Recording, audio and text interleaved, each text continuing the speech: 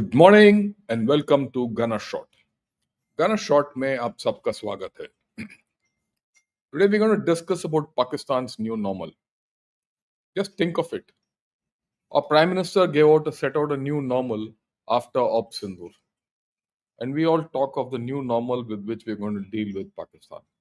But have we ever thought of what Pakistan's new normal? Because unless you know the new normal, you will not know how to calibrate your own normal. In about 2 months' time, a lot of emotions have gone down the drain or flown down the Indus. A lot of judgment has been passed on the military outcomes. A lot of opinions have been made about the geopolitical situation and the outcomes. But one thing is there, that there will be another round with Pakistan. That's a common consensus because it will never go away. That's our history. The interregnum between this and the next might be debatable, but it will happen unless, of course, something dramatic happens and Pakistan, vanishes overnight. That won't happen in a hurry, right? So that's why I thought let's discuss what's Pakistan's new normal. We have to understand that some part of this new normal is a leftover from what happened, what Pakistan was earlier, and some part of this normal is what the outflow of Op Sindoor. And we will mesh the two and see what's Pakistan's new normal. One thing, whichever way you look at it, this cartoon which I showed here is will remain the new normal, whether we close the Indus Water Treaty or not, or rather we hold the Indus Water Treaty in abeyance or not.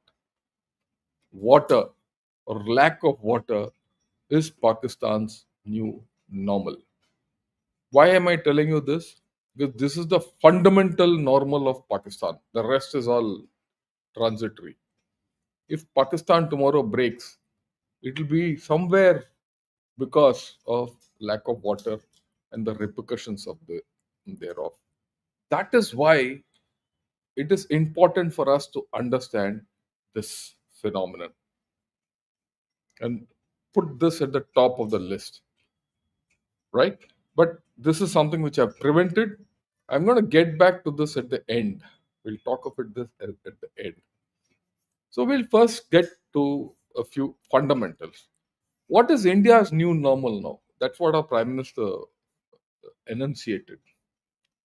He's very clearly said any terrorist incident will be an act of war. That's fine. He's put caution on Pakistan.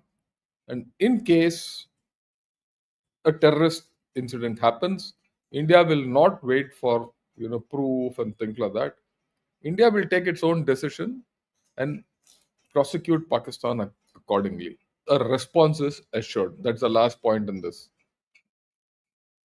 The new normal with about talks is talks will be only about POK, right? Will be only about POK. Any talk between India and Pakistan will be on how to get POK back. Nuclear blackmail as an instrument of state policy from Pakistan is no more acceptable. Will not accept it, will not bow down to it. We've called the nuclear bluff this time, and hereafter that doesn't exist. But this might not be Pakistan's view. It will not be Pakistan's view. It's our view. And the Indus Water Treaty will remain suspended. So this is the sum total of our new normal with Pakistan. So the status quo with Pakistan has changed. So it's only natural that Pakistan defines its own new normal. Pakistan has not defined its new normal the way our Prime Minister has put it out, but it has acted it out. Certain actions of Pakistan indicate what will be the new normal. And that is what we are going to focus on today. Look, in Pakistan's way of thinking, victory is the ability to continue fighting. That will not change. That normal will not change. It doesn't matter if Pakistan loses. In Pakistan's own thing, it doesn't matter if Pakistan loses. Pakistan should continue fighting. Right? That is as per the Quranic concept of war of Brigadier Malik, S.K. Malik. So even now, why do they define whatever happened in Op Sindoor as victory? Because they've lived to fight another day. That's the first thing we have to understand. This is not going to be a set of straight normals, which we expect the way our Prime Minister has said. With Pakistan, these normals will exist in different layers. And that's what I'm going to talk of. The Pakistan army will respond militarily, right? It has no choice. That is history. Whenever there is aggression from India or perceived aggression from India, it will respond. It happened in after Balakot. It's happened in Ob Sindoor. It has happened in uh, earlier also. So there will be a response, and but the difference in the new normal which you have to see is this: Pakistan had strategic depth earlier in 65 ops and even 71 to a large extent. They had Iran as the backstop, right? Iran, 65, when Pakistani planes flew off to Iran and they had good relations with Iran. That is gone. Later, throughout the 80s, 90s, and I mean, as recently as 2021, 22, or rather 23, till the Americans left Afghanistan, Afghanistan gave them strategic depth. That's gone. What has it been replaced by? Problems with Taliban, problematic KPK, problematic Baluchistan, and Iran, which will definitely not be friendly with Pakistan. So on one side, it has enmity. On this side, it definitely has enmity. And to some extent, I will not say fully, but to some extent, the China-Pakistan equation has new contours. I'll not say frayed, it has new contours. So if you see Pakistan, the new normal of Pakistan is it is a cornered cat, which it was not earlier. Even during the tumultuous years when it had supported the American forces in Afghanistan, its strategic depth was a backstop with India. It created strategic depth with terror against India, both ways. Now that has gone. So today Pakistan is a cornered cat. That's the new normal. We have to understand. And a cornered cat, as we know, will always fight back. It will always fight back with whatever it has. It will always retaliate to India's perceived aggression or punitive action with its own brand of aggression and heavy firepower. Long back when I got commissioned, I had a NCO, a Havaldar, who was, who had participated in the 1971 operations. So we used to one day talk with him. I remember his name, Havaldar Om Prakash. He retired as a JCO and went home. And he said, "Sir, Pakistan ke saath ladai mein, one thing for sure, when they fire quite a bit, right? And they're very aggressive and they use firepower in volumes. Whether they have a follow-up capability or not is different, but they will attack fast. That has not changed. So that aggressive use of firepower, aggressive use of terrorism, aggressive use of all resources will continue. You have to take that. And you saw that now in Op Sindoor also, reinforced in Op Sindoor. We think that we have, changed the nuclear threshold, the escalation control, all that. But so does Pakistan think. If anything, within 4 days after Op Sindoor, They came out with a analysis that was on Dawn, which I discussed earlier in Ghana Short. But there's a need for Pakistan to recalibrate its nuclear card and its nuclear capabilities. Come what may, Pakistan might go hungry, like they might eat grass, like what Bhutto said, but they will up this nuclear card and nuclear capability. And this nuclear capability will be a sum total of its missile capability and its ISR, which is borrowed, and its actual nuclear capability. And that is evident in the amount of the defense budget, which has been hiked by 20%.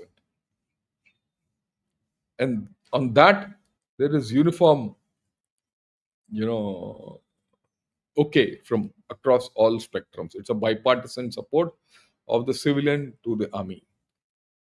So the nuclear card will be played.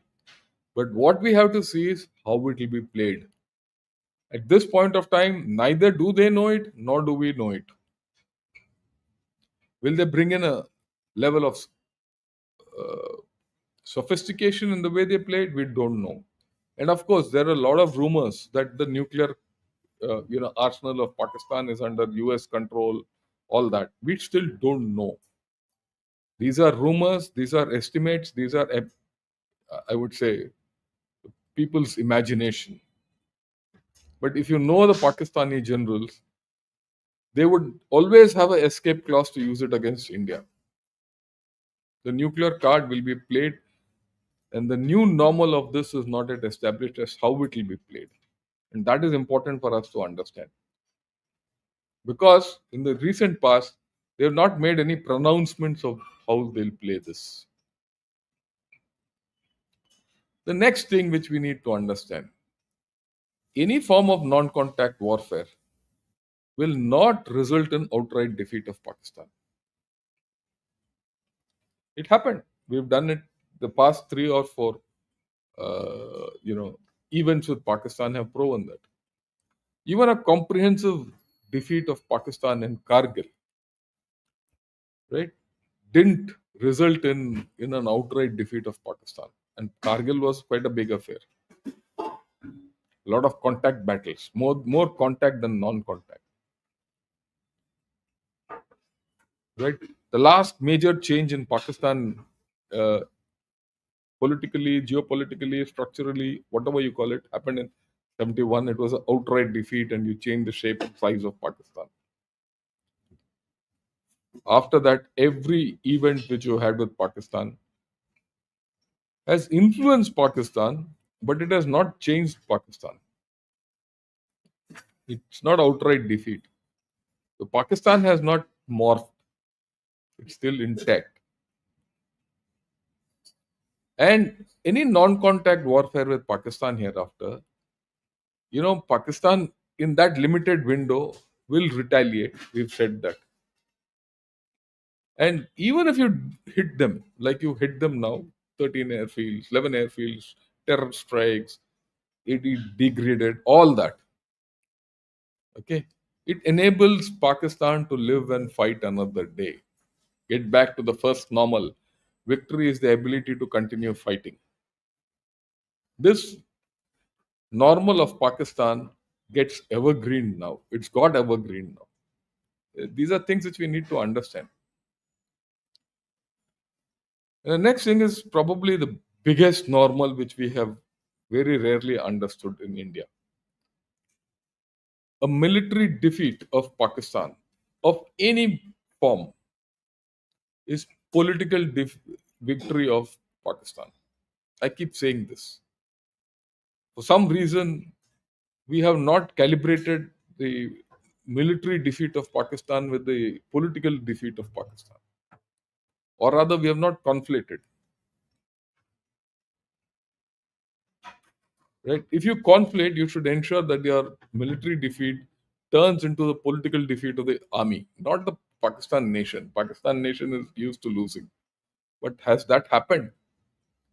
The nearest that it happened was in 71. After that, never. Even before that, never. So Your military operations need to be calibrated. Look, this entire Operation Sindoor came about in different conditions and circumstances. I understand that. A large part of what happened was reactive by India. If they carried out the terrorist attack, you responded by hitting the terrorist hideouts or camps or major headquarters. Then they attacked your air bases, you attacked, and it continued tit for tat. But understand, from the beginning, the initiative was with them. The initiative was not with them. We were reactive. So, how do you change this reactivity into political aggression? Is something which we need to understand, right? It is a political thing which they're scared of, and that's what I keep talking. The political strike against Pakistan and abrogation of Article 370 was more important than Op Sindhu. And the IWT on a standalone basis is more lethal than whatever we did. We had to do what we did, that's a different story. But after the whole thing, we need to reflect on what's happened and what's the next Pakistan we're going to face. And this is important. Okay. The China Pak Turkey collusion is a new normal, which we never anticipated the way it would come about. The normal thinking was that China might or might not help Pakistan in case of a war with India. They helped in a way we never anticipated. We probably knew, but didn't anticipate it will happen this way. Let's be honest with ourselves. And Turkey, what do you have to? Them is a different story, but we need to understand this new normal, and this is important. This new normal of China, Pak, Turkey axis politically, diplomatically, and militarily is very important for us because it will tell you how you want to calibrate your further actions, how you want to handle Pakistan. And that's the new normal from which Pakistan will fight us from.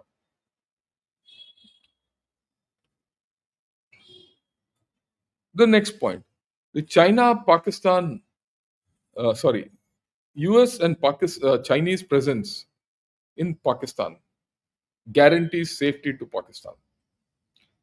It was always there. After all, if you go back 4 5 years, the US was doing what it wanted in Pakistan against Afghanistan and Taliban. The Chinese were building the BRI. They went on simultaneously. It was not a US or China relationship Pakistan had with these. It was the US and China. Each doing compartmentalized, they were doing with some kind of understanding. That's back. Both these countries will not give up on Pakistan for their own reasons. Right? We thought that the US had given up on Pakistan to some extent. That's not there. It'll be there. And that's a new normal. The new normal is China and USA will be in Pakistan for their own interests. So, how do you handle this? It doesn't inhibit us from doing what we wanted to do, but it brings in new equations in this calculation, which we have to factor. You have to handle Pakistan hereafter. Whether you want to handle them diplomatically, politically, or militarily is a different issue.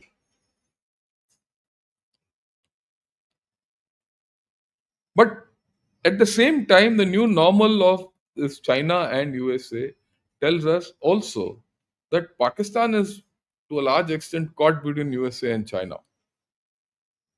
It gives them freedom in certain things and it's caught in certain things.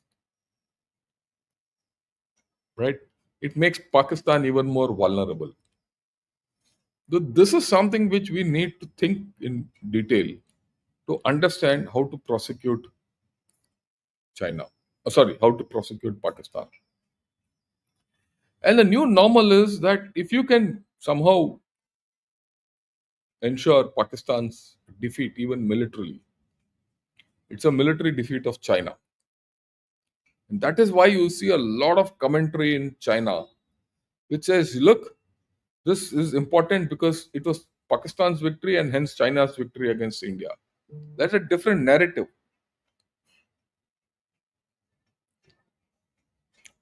And that's what the last point in this is. China and Pakistan will strive for narrative dominance. In fact, they will not strive, they'll go all out for it. And so far, we need to be honest that we've lost this narrative dominance. We've lost this narrative dominance completely within Pakistan, in China, and outside. There's a difference between narrative dominance and cognitive war. Cognitive war is more military related, narrative dominance is to impress the public. We might be winning the cognitive war against Pakistan. And I've analyzed this and put it out. And maybe next month, when it gets published, this article, I'll talk of it.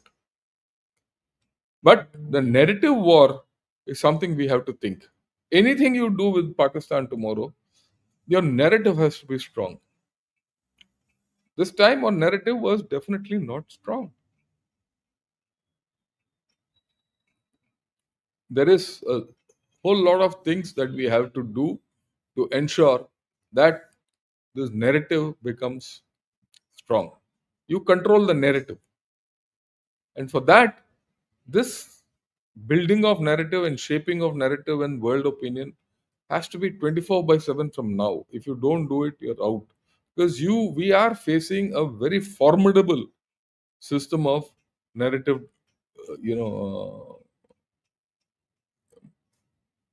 dominance, call it narrative propagation. Both Pakistan and China are past masters at and they're together. Added to this, there is a problem of the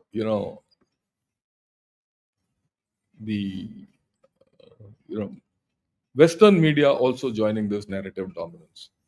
Yeah, I have General Dushyant along with me. He's traveling to office in his car. So I'd like to welcome General Dushyant. Dushyant, welcome. I'm glad that you Thank, joined. So I'm thank you, sure sir. you heard what I've said. Give me your opening views on this. Okay, sir. I think the new normal is very, very clear. It has been defined the day we actually started the operation against the Pahalgam attack. And like you said, the IWT and the Article 370, Article 35A, these have been telling blows. These, it's a part of the overall, our approach to dealing with Pakistan. But what has changed in the last uh, incident has been the convergence of the covert players becoming overt. That is the most important thing. Where Turkey and China, and to some extent, I would say Azerbaijan also. Azerbaijan, although it did not give any support in terms of material, but it did definitely diplomatically support Pakistan out and out. In fact, there was no ambiguity in their position as far as Azerbaijan is concerned. So overall, there seems to be an axis which has now developed against India. And as far as your point about the US is concerned, I feel there is an accidental convergence of interest out here. And that unfortunately is playing against India. The accidental convergence is that the Americans want to contain China, and to contain China, they need Pakistan and Bangladesh as a entry route to ensure that these guys don't get any access to either the Arabian Sea or the Bay of Bengal. So that being the major reason, they want to keep China out of this Indo-Pacific, if you have to say, at least from this side. As far as South China Sea is concerned, they are already hemming it in through Philippines and Taiwan, South Korea, Japan. That axis is also going on. So if you look at it overall, I mean, dispassionately, I would say that we have been overplaying our China threat, It is China which is getting choked, if we have to really see it from a positive perspective. And in this process, if we find the opportunity to deal with Pakistan, so why not go Yeah, ahead? I think it's a tactical period. It's a temporary phase where we find certain powers against us, or I won't say against us, but also due to the personalities which are operating in this particular great power rivalry, which has now actually shifted from Afghanistan to South Asia. I think this people need to be very very careful that the great power rivalry has now not is not focused, not focused in Afghanistan, but it is focused on South Asia. And I think that is something which we have to be careful on, and play our game accordingly. And it's all about playing games in the sense that we really now can't be obscure in our approach. We have to take clear cut positions, whether it is related to an act by Pakistan, China, or for that matter, Turkey. And so, therefore, I think India realizes its challenges, and so we will have to evolve a method to deal with this new normal. What we should do, I think we can go ahead and discuss after I have. I'll stop here, and then we can discuss what India should do now from here on, so that we are able to deal with this new normal. yeah, I'll come to that, right? A few more issues which I thought I'll flag to everyone. We also have to understand this. When General Dushan says the new thing is not anymore in Afghanistan and this epicenter is shifted into South Asia, I will put it, it is shifted into Pakistan. And Pakistan is the center where we have to focus on, right? And in this new construct which is emerging very clearly, great power rivalry will be centered around Pakistan, not India, not Bangladesh. Bangladesh is too remote as of now. It's not too important, right? It is in Pakistan, this square of piece of land. We need to understand that Pakistan army will firmly be in saddle. And as of today, the nation stands behind the army.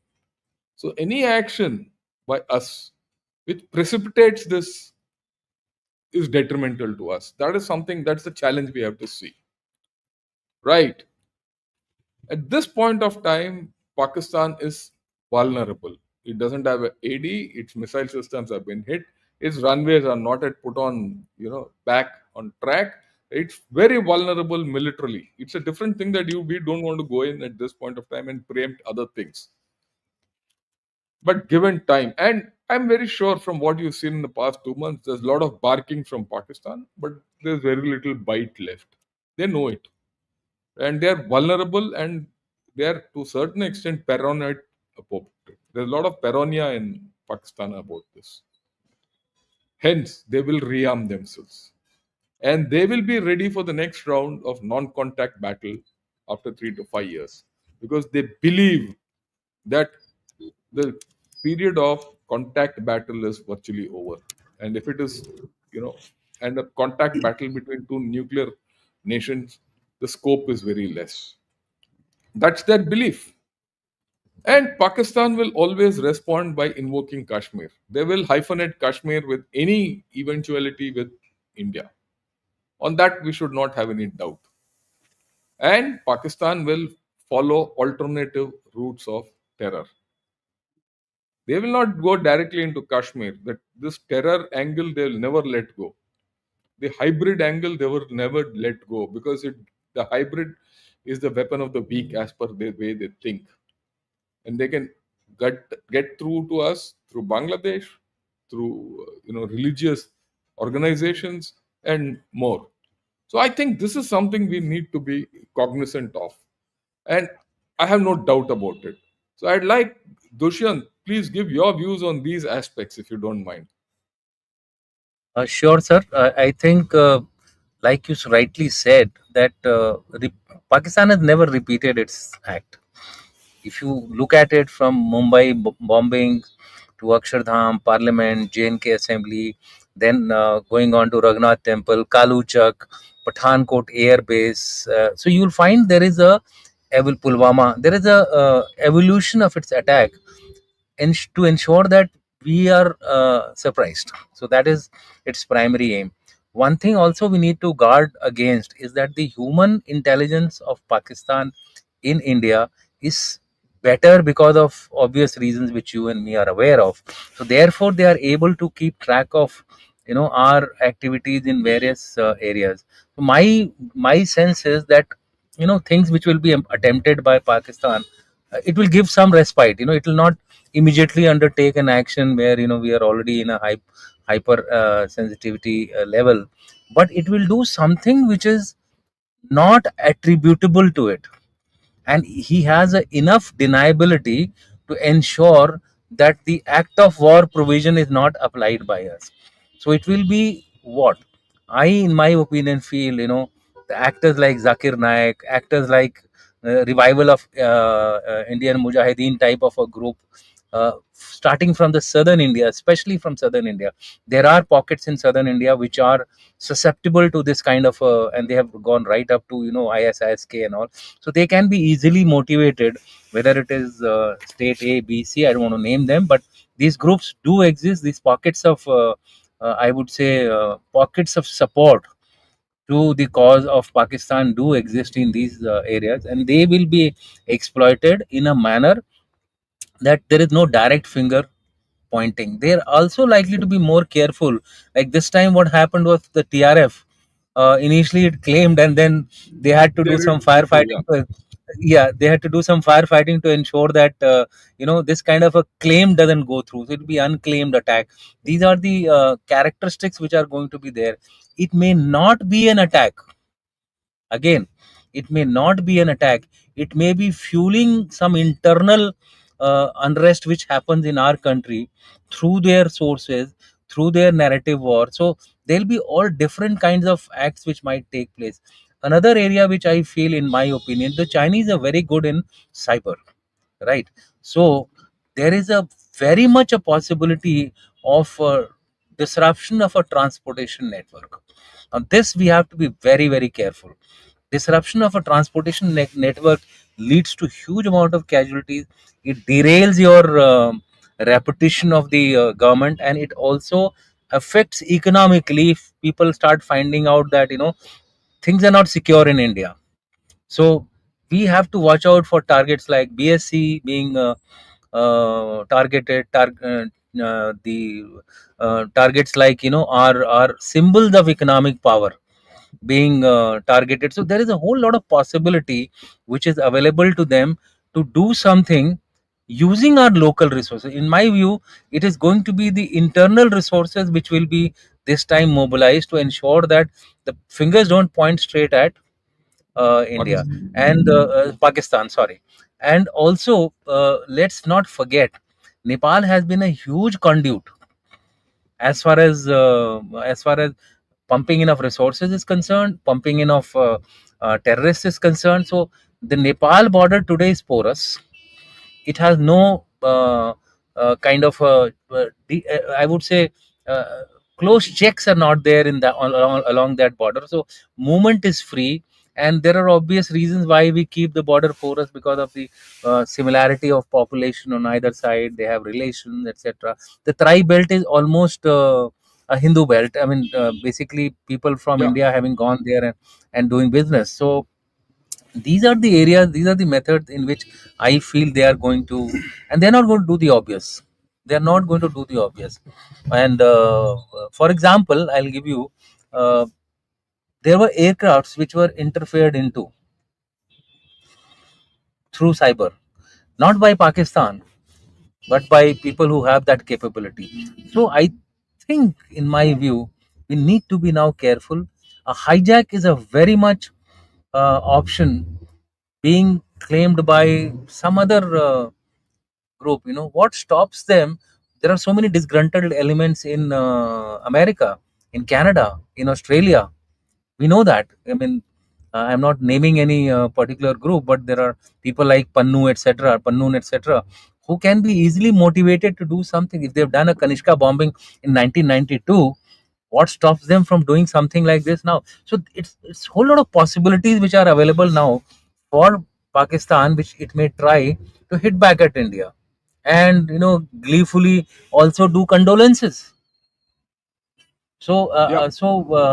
our mind has to remain open on this issue, sir, and more. broader we are in our approach to security now, the better it would be.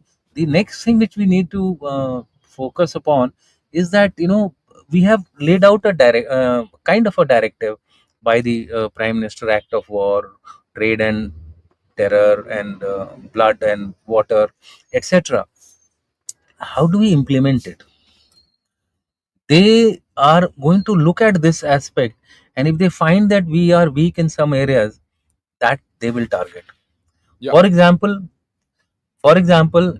if they undertake an attack and it is directly linked to Pakistan, they will not do it They'll because have to they do want it to through a defeat. proxy. They have to defeat this new doctrine which we have evolved for ourselves. So these are the things I think which we need to take We'll have to cognizance think of. of. Uh, Yeah. yeah, Now there and are and certain, then be prepared. yeah, there are certain other things which I want to bring into focus, and it is this. You know, these are the new normals. I mean, it might be an old normal, but it will all remain, and we cannot forget about it. Pakistan army will not abandon its maximalist goals with Kashmir. That Asim Munir has himself said. He's repeated it twice after Op Sindoor. Now, Yep. problems with Afghanistan and Iran will remain strained. They'll never improve, right? This is the actually it opens all these open up vulnerabilities. Balochistan and KPK will not see political resolution because it's not in Pakistan's DNA to get to a political resolution with both these.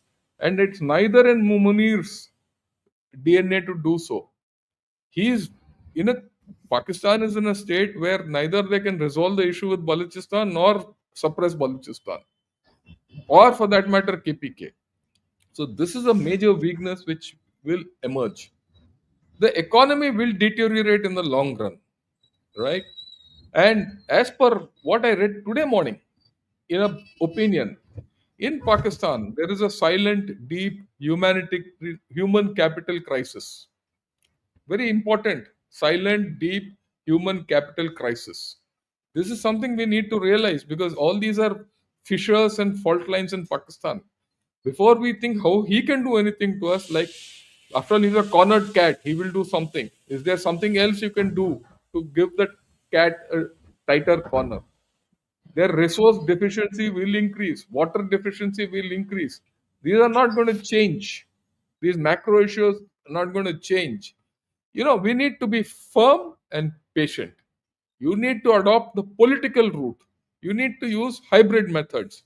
And you know what General Dushyant has said so far are what to do to prevent him from being aggressive. How do we take the ball to the other end? That is what I wanted to say because there are enough fault lines still prevalent in Pakistan, which you can exploit. But you need to be political. And when you to people, it's not necessary that you don't have to be military. You have to be militaristic, but with a political aim. And that political aim is something which we need to see. What's the political end state of what you're doing? And don't give Pakistan a chance to retaliate. I think these are the major things you have to understand of this new normal. Your views, Dushyant. Absolutely true, sir. I think one cannot agree more with your point.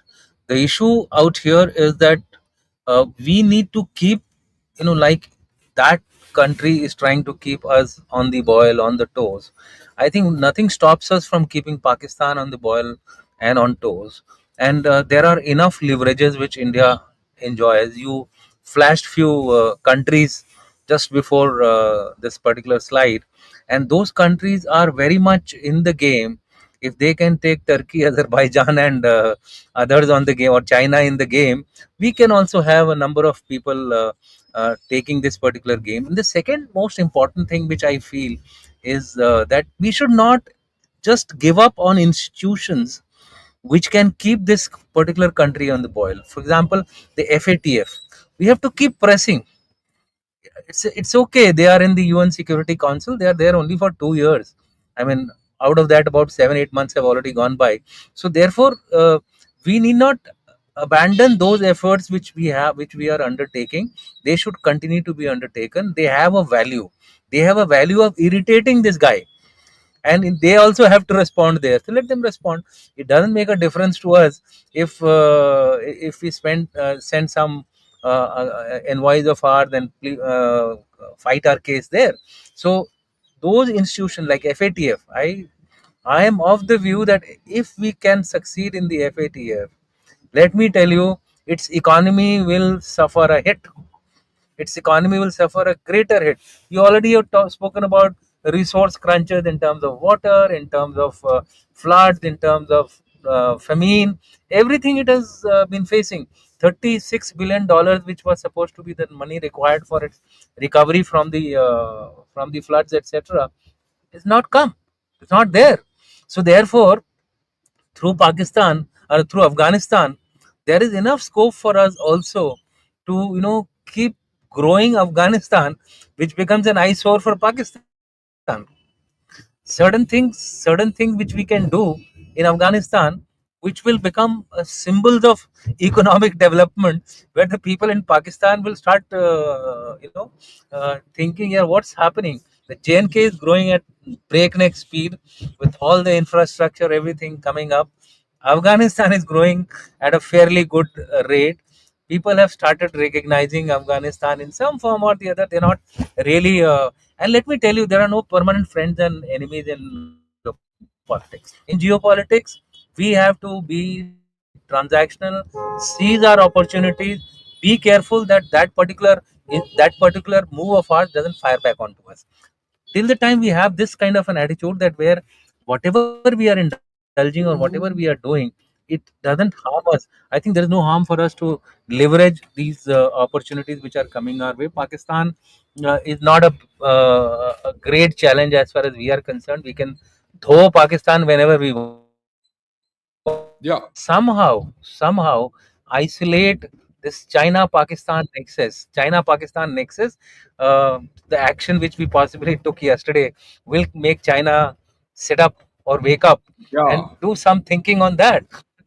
Their attention also has to be diverted, whether directly by us or through our or through partners who other are there places. Yeah, in the yeah. Indo-Pacific. Let them In also fact, start looking at 2 3 directions. the point which you mentioned is very important. There are China specific issues which we have to start, where Pakistan has Yes, no leverage.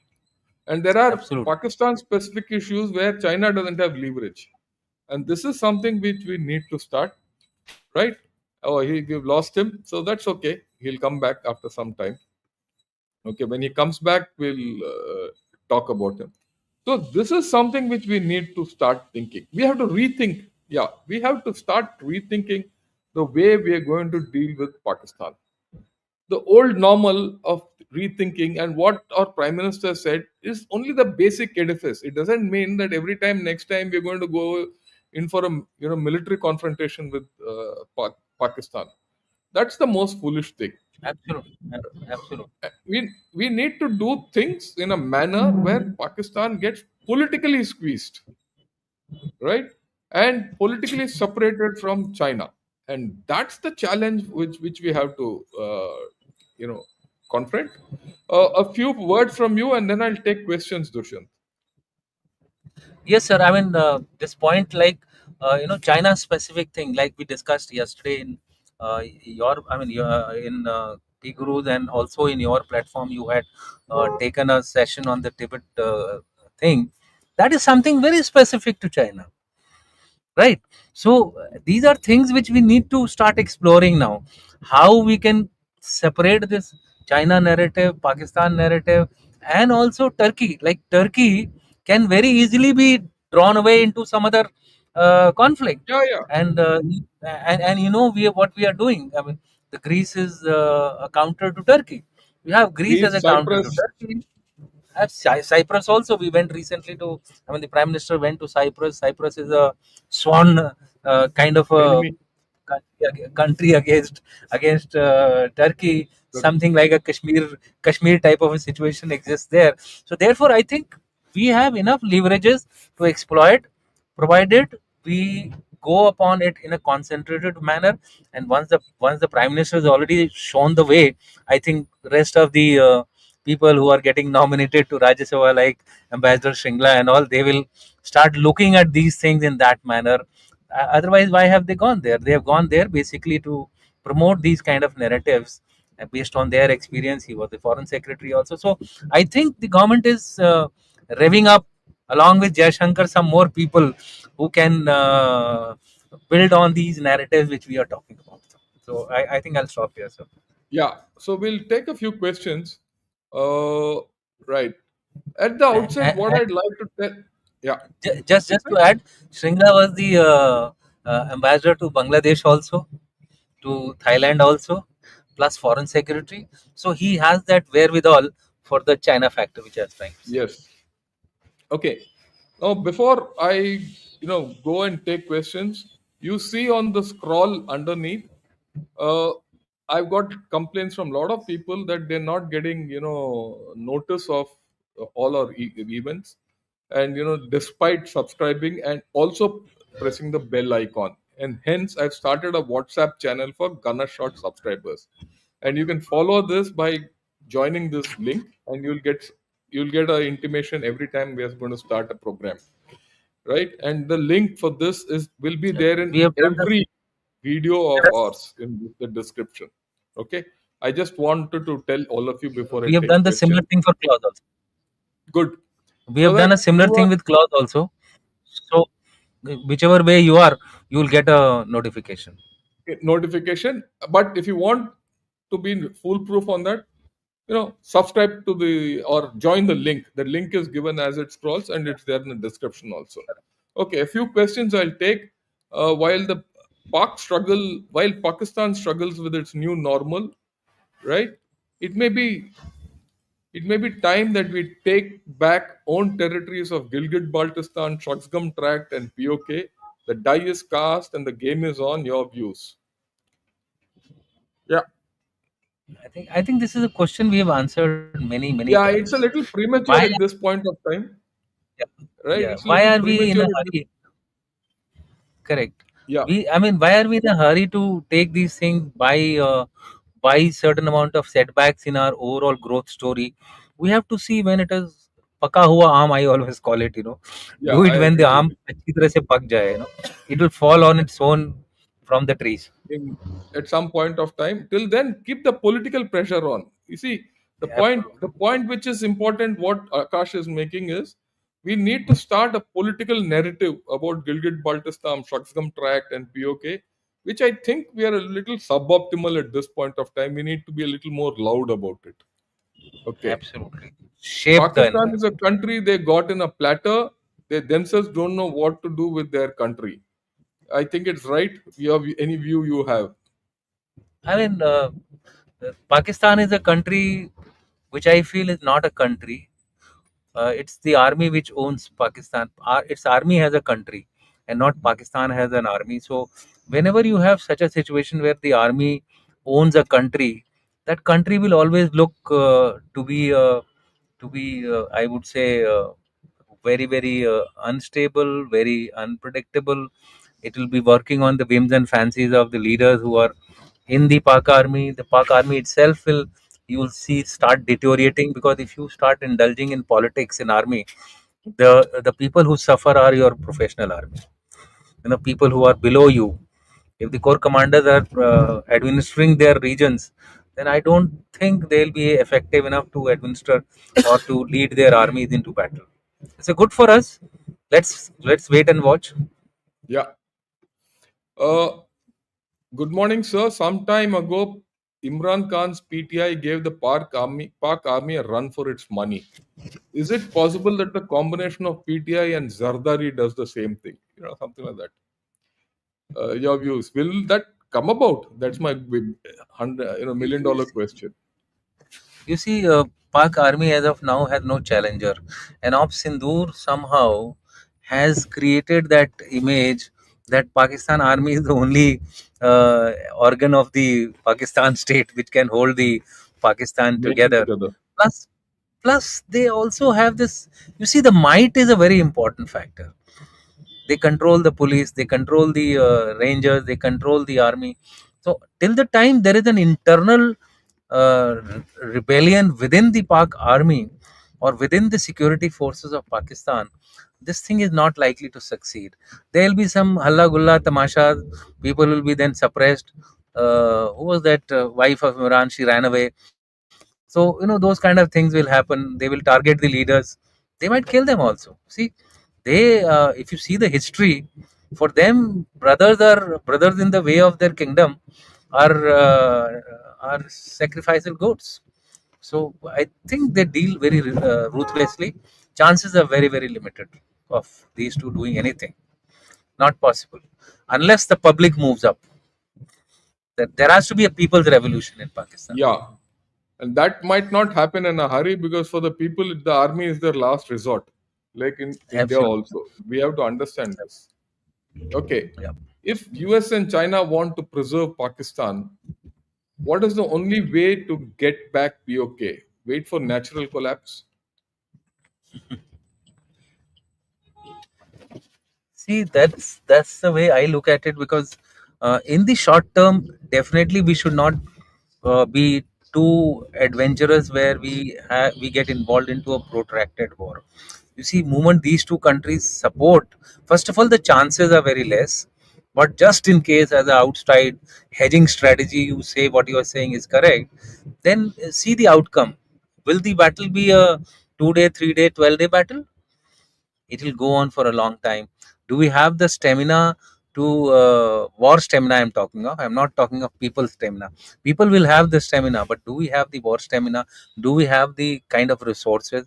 I think we need to go a long way before we can build a military which is capable, especially modern military, which has the arsenals required to fight a long battle. You see, why the Russians are fighting? 5,600 or nuclear weapons are there with them, like a solid base, Hammer. something like that. Yeah, that's something like that. If once the Indian military is able to create that kind of a heft, that is the time when you can think of these military actions to the finish type. When you say that fight to finish, let's be realistic and practical and not get carried away by jingoism कि हम ये कर देंगे हम वो कर देंगे. See the overall situation. You yourself are saying US and China. What is the budget of US? Nearly 1 trillion defense budget. What is the budget of China? 300 trillion, 300 billion. What is the budget of India for defense? 80 billion. Yeah. So therefore, we can be smart. We can be. It's always the cunning who wins the war. Let's be cunning. Okay. Can you have someone talk on Air India plane crash? Look, I don't want to talk of it because it's something which is, firstly, it's not our turf, and there are too many controversies. Let it play itself out. We'll talk of it some other day if things this thing. We'll see. Then the reason Pakistan cannot be defeated is not the tenacity of Pakistan, but USA and China who use it for their geopolitical reasons. This will not change soon. I agree with him Yeah, completely, absolutely, and I'm absolutely. sure even General Dushyant agrees. So, right, will Yeah, not. Yeah. The cornered cat also has to fight BLA and TTP. Yeah, yeah, that's that's a right. fact. So that's what I said. You have to create space more, tighten it for the cornered cat to go some other direction because you can catch it by its tail. Right. Correct. Then he says if there is Opsindur too, what countries will support us? Grateful for your hard work and information. That's a different thing. Do you think many countries will support us? Yes, Israel will, but which are the others who will? I have my doubts about the physical. I mean, the material support, but diplomatically, I think we will get much more than Mhm. what one tends to believe. We will have a lot of countries from Africa, from US, from Europe, and also from the Southeast Asian countries, who will be diplomatically in our favor. If not in our favor, they'll be neutral. So overall, I find diplomatic support would be fairly large. I had done a survey in clause, and we came up to and we had mapped each and every country. There was a total of 56.3% of the countries were in support of India, which is a huge number here. Almost half the world is in our favor, right? And others were not, cannot say or something like that. So overall, I think we will get the support. Material support, very few. very few countries. We have to fight our own battle, and till we don't realize this thing, I think we will not succeed. So let's prepare ourselves to fight alone with minimal of support. Okay. We should establish the link between China and Pak ICBM program that will force US administration to play negative attention towards Pakistan. Look, Shastriji, everyone knows this. We don't have to do much, but Yeah, US is going in for it without dying. So we'll close this question at this point of time. Yeah. Yeah. First thing we have to remove from the narrative is to remove jingoism from it. It should be made more professional. We completely agree with you. I don't see any fully agree. way. Yeah, your view about this, Dushyant, jingoism. I have written an article in Tribune. It went Hmm. viral. Whole lot of people in the country actually supported my view. We have to be firm in our statements, but we don't have to be unrealistic. We don't have to be stating things which are just being said out of nationalistic fervor and this and that. Motivation has to be given, like somebody said, we need to be a strong military power, right? Absolutely taken. But after that, if you start saying कि मैं उखाड़ दूंगा, फेंक दूंगा, and I will remove, break Pakistan into five, let's do a job. These have limitations based on their capability, and I think that we should be able to Okay, appreciate and take actions accordingly. okay. Next question is, sir, Yes, if we want to avoid being reactionary, then we have to be preemptive, more like preemptive Israeli action. Look, we have to be preemptive, but not militarily. Military preemption is not the yeah. thing. And if you want to do military prevention, you have to be politically preemptive about the whole affair. In my opinion, always the political preemption has got more primacy. I again keep quoting Article 370. The political act of scrapping Article 370 is more lethal than the military action which we carried out in Op Sindhu. This is my view. Okay, because it also put the heebie-jeebies in China. So you have to look at the political thing before you do the anything on this issue. Okay. Now the next question is government of India actually doing anything substantial to counter the narrative war? Pak China is brainwashing young people against India with social media on a 24 hours by 7 basis. This is extremely concerning. Yep. I went off the air in No. between. So this is the question: are we doing anything to counter the Pakistan China disinformation campaign, which is brainwashing young people? And that is something a it's a it's an area where I think we have to do a lot of work. lot. But to say that we are not doing anything, I think we are doing a lot. There are a number of actions being taken, both at the level of the army, at the level of the government, and the only thing is that the effects will start becoming visible maybe later. What we need to do is invest more in the international media. Until unless we do that, we will not be able to really kill this narrative of Pakistan, and where the Pakistanis and the Chinese are, you know, taking going ahead of us is because of their international media outreach, which they have been doing, investing from quite some time back. For example, the Chinese are also using technology. A video of theirs comes in the air, you hear it, and by the time it ends, there were about 700 or 800 views. That's all. By the morning, when I got up, I saw the video had 23 million views. Imagine, practically, it is not possible that somebody would have shared this video amongst so many people simultaneously. So what they do actually is they use technology in terms of bots, etc. And those are the issues which we need to also highlight and use it. Doesn't matter. Doesn't matter if you don't come up in the search, you will not be seen. Like for example, people are trying to shadow ban the channels which we are talking on, it's essentially a technique by our opponents to ensure that we are, how shadow ban takes place. People report against your channel. So when they report against your channel, the YouTube, they start looking at your channel. So they will put your channel on a hold. They will. I was doing a lot of research on this shadow banning thing, and I was amazed to see the kind of ways in which your competitors will report against your channel, and they will start saying the content of this channel is hate content or something of that nature. So therefore, the YouTube, what it does is it stops showing you in the search. Even if somebody searches you, it will not show you. So therefore your likes and the viewership will reduce.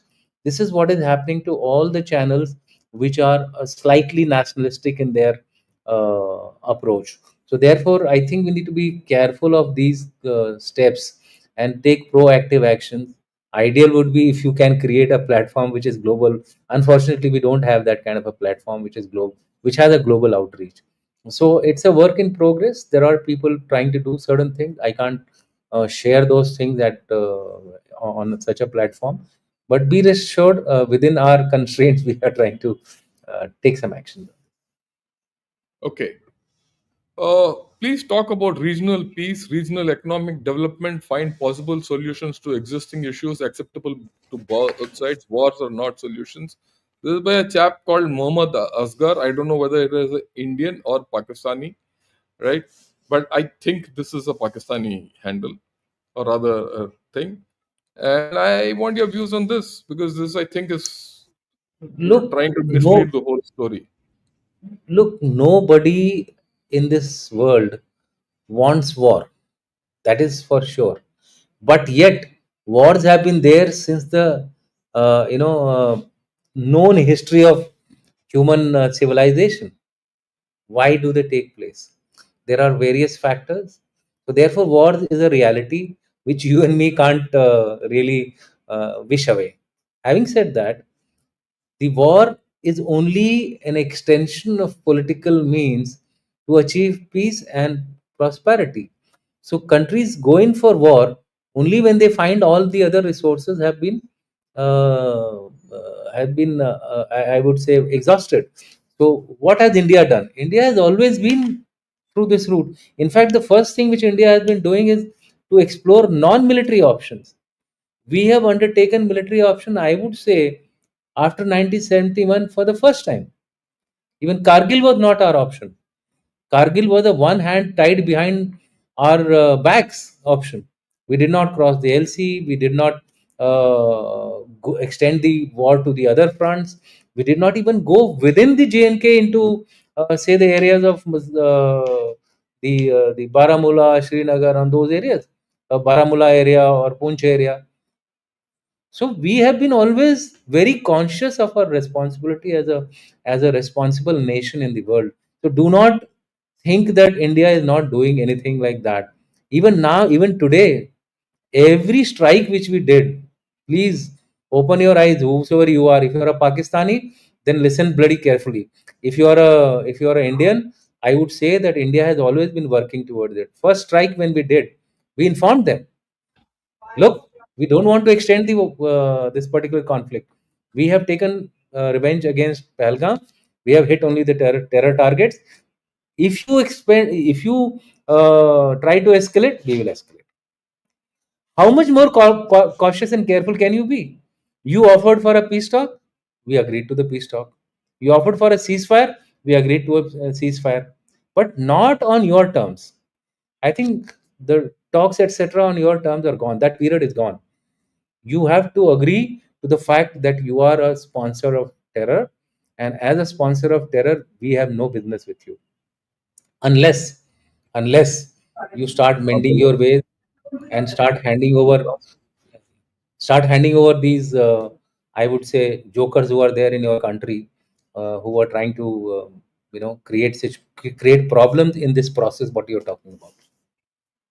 Yeah, this is a very interesting thing. Could India take a page from the US and cultivate a non resident Pakistani from one of their political dynasties to bring a regime change? I don't know. Maybe doing also. We do. Yeah, we might be doing it. Yeah. Okay. We'll leave it at that. What about the Yeah. recent understanding between Russia and Pakistan? See, Russia-Pakistan understanding is not really an understanding. Russia-Pakistan relationship is just, it's playing with Pakistan. What it does is sometimes when it finds that India is going slightly pro-West, so it plays the Pakistan card. Leave it at that. Pakistan and Russia will never support Pakistan. It might be neutral, but it will never support Pakistan in any conflict against India. That you can take it, and that's that much of assurance I have, given the fact that we have interacted with them on a number of occasions with on number of platforms. Okay. Great discussion. Do we need? Do we not need to rattle China's Islamist tools, Pakistan, Turkey, Bangladesh using UG underground? Yeah, I think we're doing it, so I don't see much of a thing in this. Yeah. Um,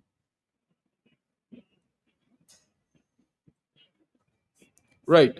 I have generally done the whole thing. We've covered a lot of ground today. What I want to put across to everyone is there's a new normal from Pakistan. Don't take Pakistan as an old Pakistan. But there are certain fundamentals of Pakistan which have not changed. It's only the dressing which has changed. And India needs to take the long term idea and long term view about Pakistan. And emotionally, we shouldn't jump into a military equation. And we shouldn't bother too much of what Pakistan is doing with China, Turkey, USA, and all that. We also need to understand Pakistan has got no other choice. We need to have confidence in our own capabilities to do what we are supposed to do to sort out Pakistan. Whether there is one Pakistan or two Pakistans or 10 Pakistans, the people of Pakistan will remain there antagonistic towards India. The problem will come in any one form. And it's a long term issue, and we need to think more politically and not militarily. Unfortunately, in India, we think more militarily against Pakistan than politically. Right? This is what I thought I had to convey. Your last words, Dushyant, and after that, we'll close the show. Sir, I don't have to agree more with you. We have to deal with these people in a sectionized manner. They are trying to converge. We should try to diverge. That's the only thing.